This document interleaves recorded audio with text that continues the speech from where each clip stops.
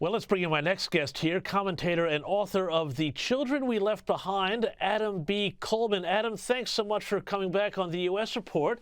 I want to start out talking about some startling, but maybe not so startling news that was revealed this week, and that was that internal FBI emails reveal that rogue, and I use that word advisedly, agents and prosecutors within the Biden Department of Justice kept looking for new ways to pile on new and more criminal charges against Donald Trump over the January 6th Capitol riot, this time over his involvement with the J6 prisoner choir, based on a single partisan news article.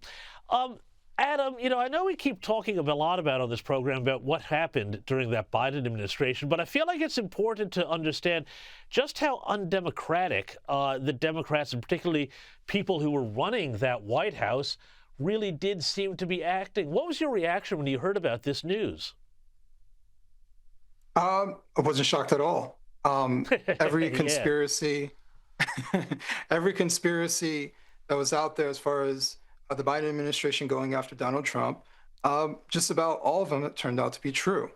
The very thing that they were saying that Donald Trump was going to do in the government, they were actually doing themselves. They were projecting onto the Trump administration, onto Donald Trump himself, as this terrible character who get in a position of power and abuse his authority. Meanwhile, we're uncovering now that Joe Biden is probably the worst president, at least in my lifetime. We're uncovering that essentially Joe Biden is exactly the guy that he was warning America about. I'm so glad, Adam, that you mentioned the word projection, because I do believe that that is the key to understanding so much of what the left is all about. But while we're on the subject of the former president, it does seem that the Democrats still cannot come to terms with this whole question of his mental decline. Here's one of our favorites from this program, Jasmine Crockett, describing her relationship with the former president. Have a listen to this.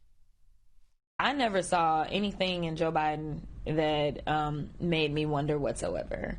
Even if you're saying that there was a mentally deficient Joe Biden, I know that he absolutely had a mental acuity that is supreme when it comes to comparing him to Donald Trump, because at least he kept good people around him. I mean, the only thing supreme about Joe Biden is maybe he had about the brain of a supreme pizza. What did you make of that one? So it sounds like she's hedging her bets. On one hand, she didn't say anything. On the other hand, well, if it did happen, it wasn't that bad. But it was bad enough for every Democrat to get behind and force Joe Biden to step down from running for president.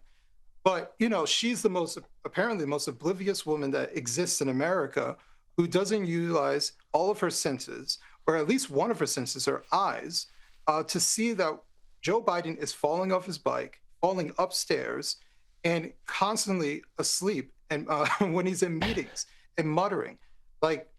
Of course, he has a mental decline. And I actually have some empathy towards him, because I don't think he was all there in the first place. And he had people who were around him who were enabling him to move forward consistently. So more people in the Democratic Party should have actually been looking out for Joe Biden instead of using him. But they tossed him aside when it became too obvious that he couldn't move forward. Yeah, well, Adam, I mean, on this program, we use the phrase elder abuse an awful lot during the term of his administration. But, let's move on to the Democrats still today. And one of the things that strikes me here, Adam, is that Democrats do not have any sort of positive message that would make people want to vote for them and inspire them. I mean, you've got Donald Trump, and he wants to make America great again. But instead of saying America was already great, Ilhan Omar is here explaining that America is, well, one of the worst countries in the world. Have a look at this. I grew up in a dictatorship.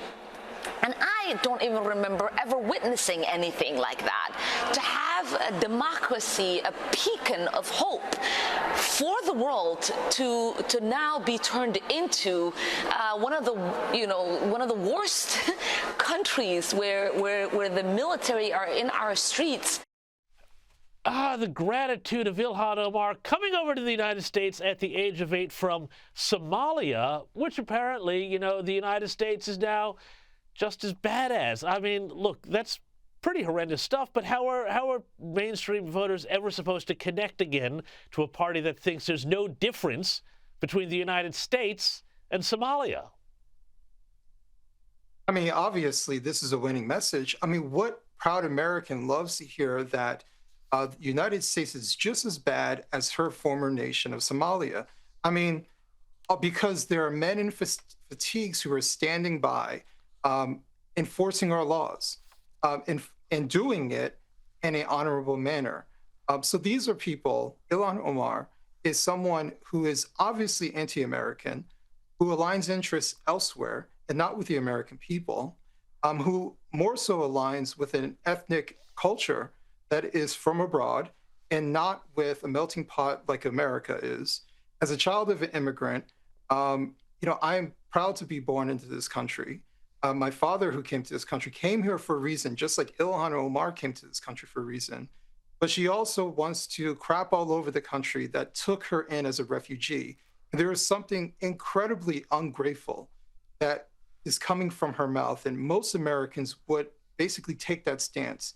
You came from a place where you were being oppressed, that you were left behind to come to our country and crap all over it. This is where people say, you know what, go home.